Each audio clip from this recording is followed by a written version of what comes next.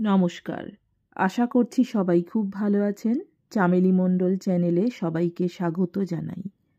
আজকে আমি বিভূতিভূষণ বন্দ্যোপাধ্যায় রচিত পুরনো কথা গল্পটি পাঠ করে শোনাব। আশা করছি গল্পটি আপনাদের ভালো লাগবে। শুরু করছি আজকের গল্প পুরনো কথা। বাল্যে সর্বদাই দেখতুম বাবার সঙ্গে ঠাকুরমার ঝগড়া বিবাদ চলেছে। এর কারণ কিছু বুঝতাম না। আমার বয়স তখন 7 বছর। ঠাকুরমা যে বাবার মা এটা অনেক দিনই বুঝেছিলুম, কিন্তু মা ছেলেকে অমনি করে যে দিন নেই রাত নেই বকে, তার কোনো নজির আমার নিজের মায়ের সঙ্গে আমার সম্বন্ধে খুঁজে পাইনি। বুড়ো মানুষেই যে অমনি করে তাও তো নয়, কারণ আমার দিদিমা ছিলেন ঠাকুরমার চেয়েও বেশি বয়সের। দিদিমার মাথার চুল পেকেছিল, ঠাকুরমার মাথার চুল তখনও অনেক কাঁচা। কিন্তু কই, দিদিমা তো আমায় খুব ভালোবাসতেন। কাউকে তো কখনো বকতে শুনিনি তার মুখে। তবে কেন ঠাকুরমা এরকম করেন আমার বাবাকে?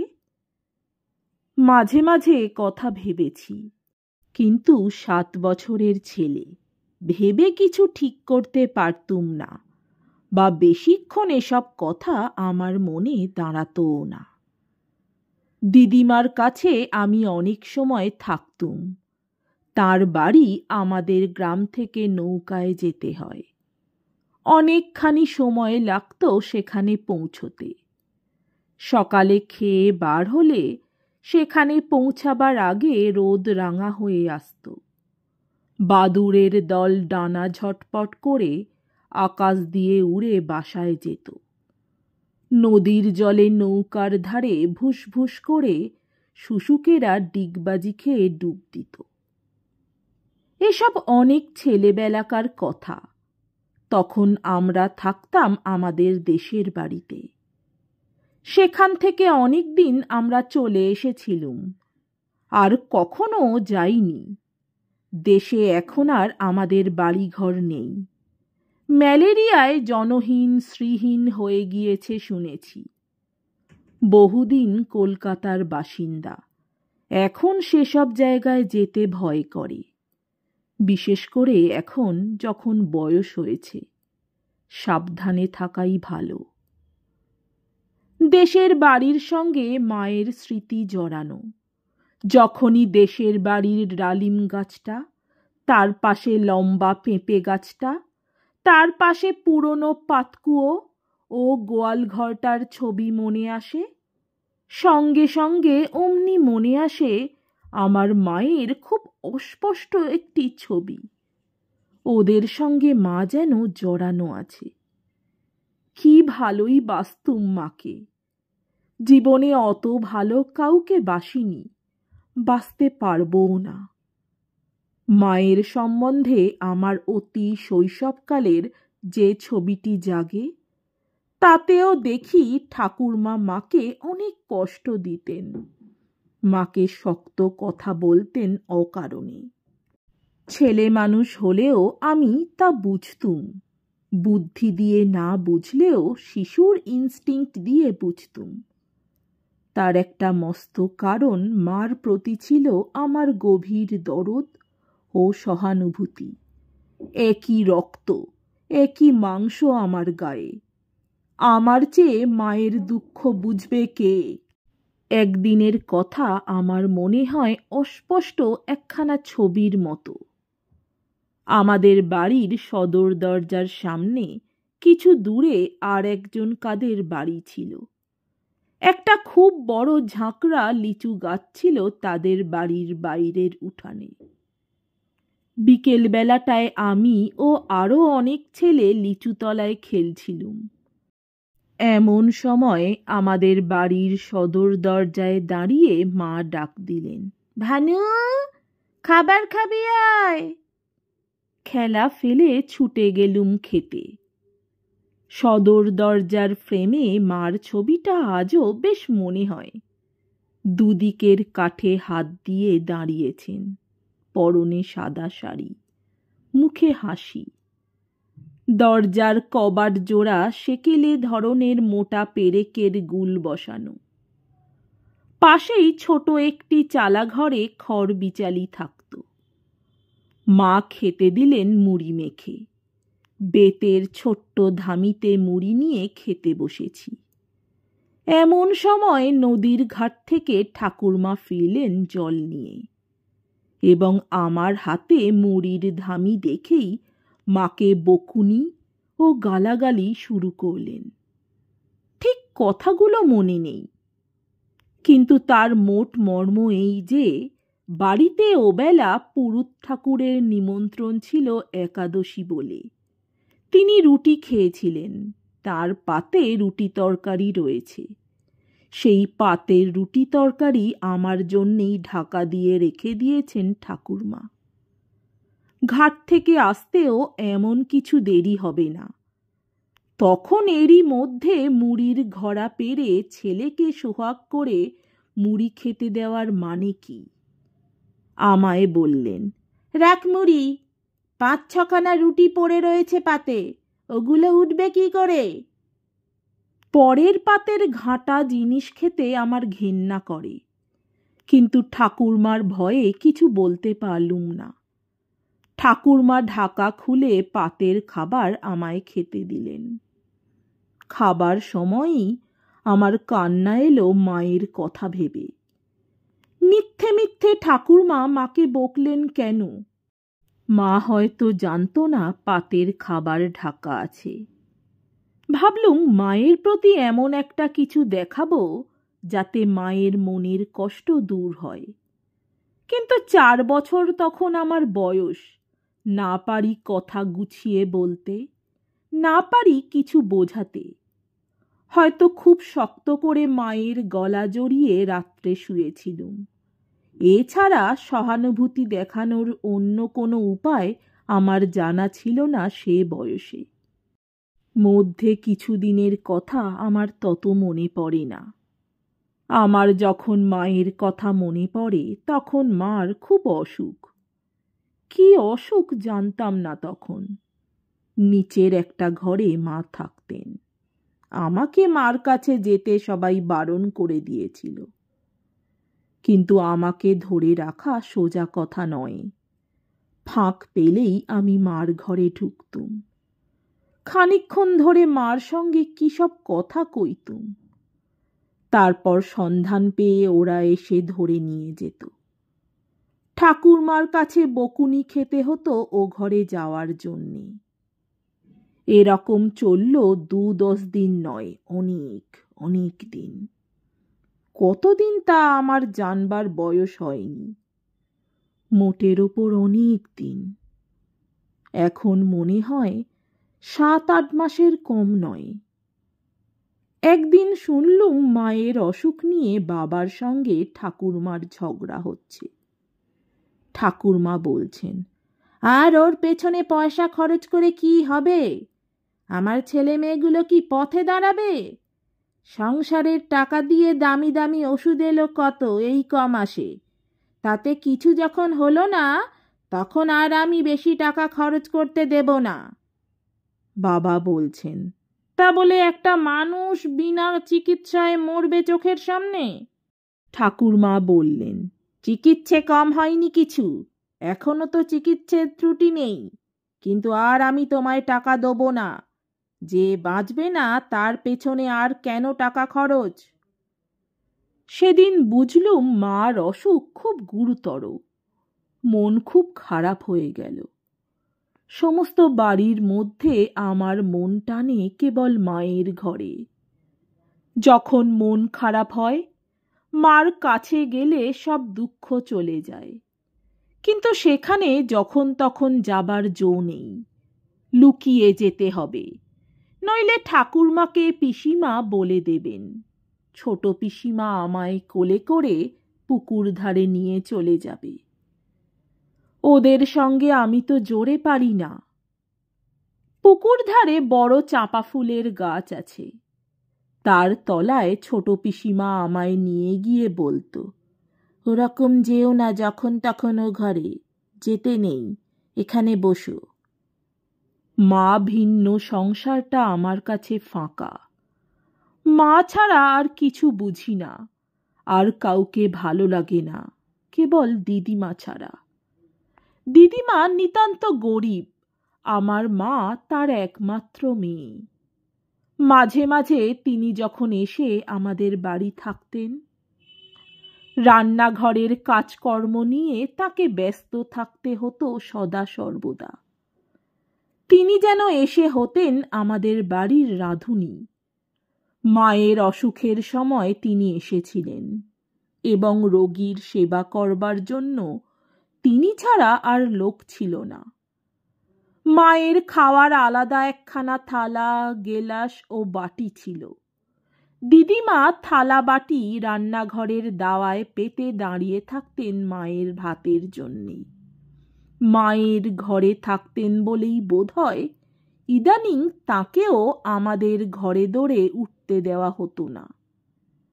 মায়ের ঘরে দিদিমা যা কিছু করবার সব করতেন, এজন্য তাকে কেউ ছুঁত না।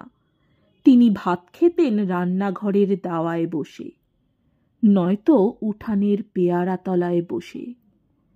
তিনি থাকতেন এ বাড়িতে চোর হয়ে। মায়ের অসুখের কি ওষুধপত্র নিয়ে কথা বলতে যেতে ঠাকুরমার কাছে তাকে কতবার বকুনি খেতে হয়েছে। ঠাকুরমা বলতেন, অত যদি দরদ মেয়ের ওপর নিজের বাড়িতে নিয়ে গিয়ে চিকিৎসে পত্তর করাও গে, জামাইকে তো দিনরাত জপাচ্ছ হুগলি থেকে ডাক্তার আনতে, পয়সা দেবে কে? তোমার কি একটা মোটে মেয়ে, সস্তায় ঝেড়ে ফেলে দিয়েছ। আমার এখনো বুড়ো মেয়ে ঘরে, তোমার মেয়ের জন্যে তাকে তো আমি জলে ভাসিয়ে দিতে পারি না। যে কটা টাকা আছে তা এখন তুলে রেখে দিতে হবে ওর ঘরবর দেখে দিতে, এতে তোমার মেয়ের ভাগ্যে বাপু যা থাকে। দিদিমাকে কতদিন পুকুর ঘাটের চাঁপাতলায় বসে একা হাপুস নয়নে কাঁদতে দেখেছি। এরকম কতদিন যে কাটল, কতদিন যে মায়ের ঘরে যেতে পারলুম না। মা দিন দিন যেন বিছানার সঙ্গে মিশে যেতে লাগলেন। মায়ের ঘরের দোর সর্বদাই বন্ধ। আমি জানলা দিয়ে উঁকি মেরে দেখতুম মা একা ঘরের মধ্যে বিছানায় অঘোর হয়ে, অচৈতন্য হয়ে শুয়ে। দিদিমা হয়তো মায়ের ছাড়া কাপড় নিয়ে কাচতে গিয়েছেন। আমি আস্তে আস্তে ডাকতুম, ও মা, মা। তারপর দৌড় ঠেলে ঘরে ঢোকার চেষ্টা করতুম। অমনি ছোট পিসিমা কোথা থেকে এসে আমায় ছোঁ মেরে ফিরিয়ে নিয়ে যেতেন। বাবা, কি দোষী ছেলে, এক দণ্ড যদি চোখের আর করবার জো আছে, ঘুরছেন সর্বদা মার কাছে যাবার জন্যে। বারণ করে দিয়েছি না তোমায়? ঠাকুরমা চেঁচিয়ে বলে উঠতেন, এ আচ্ছা করে দুঘা কষিয়ে, পরের হোলা খায় বন পানে ধায়। যতই করো, ছেলের সর্বদাই মা, মা আর মা। বড় পিসিমা মাকে সত্যিকার ভালোবাসতেন। তার বিয়ে হয়েছিল এই গাঁয়েই। পিসে মশায়ের অবস্থা বোধহয় ভালো ছিল না। বড় পিসিমাকে ভালো কাপড় চোপড় পরতে দেখিনি কোনোদিন। ঠাকুরমার সঙ্গেও বোধহয় তার তেমন ভাব ছিল না। তিনি কিন্তু মাঝে মাঝে এসে মায়ের কাছে বসে থাকতেন। দিদিমা বাদে তিনি আর বাবা ছাড়া মায়ের ঘরে আর কেউ ঢুকত না। বাবার কোনো কথা বলবার জো ছিল না। মায়ের অসুখের সম্বন্ধে কিছু বললেই ঠাকুরমার সঙ্গে ঝগড়া বেঁধে যেত।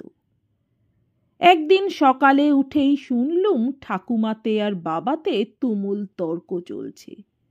ঠাকুরমা বলছেন, চান্দ্রায়ণ প্রাচ্চিত্তির না করলে আমার বাড়িতে অকল্যাণ হবে।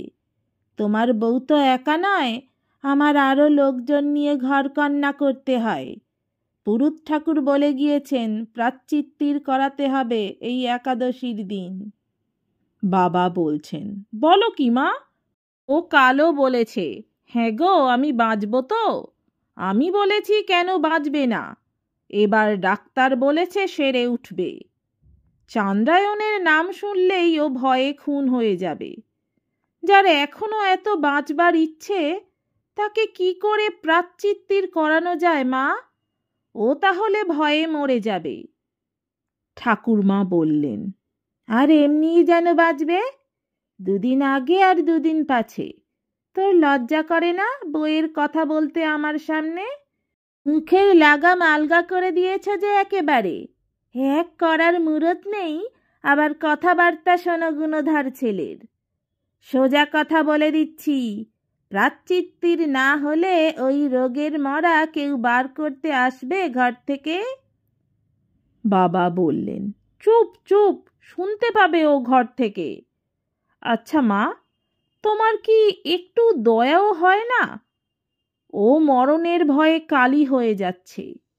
দুবেলা একে ওকে বলছে আমি বাঁচব তো, আর তুমি কি বলে ওর কানের কাছে?